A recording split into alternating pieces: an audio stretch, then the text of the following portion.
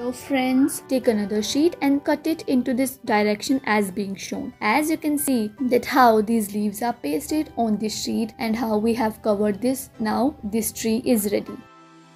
Take a glass and start making eyes on the top of it. After that, you simply have to make the face, and then you have to take this. Now roll this rubber band over here and cut the glass into this manner. After doing that, you can simply place this, and then you can see that how it will work. See, it is working.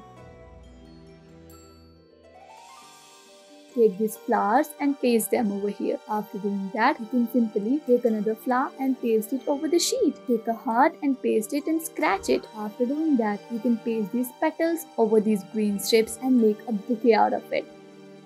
Take a straw and cut it into 2 equal pieces. After that, you can use these hooks to be attached, and then you can place these eyes. See how they will work in a water bottle. Well, they are going up and down. Thanks for watching this video. Hope you guys enjoyed it.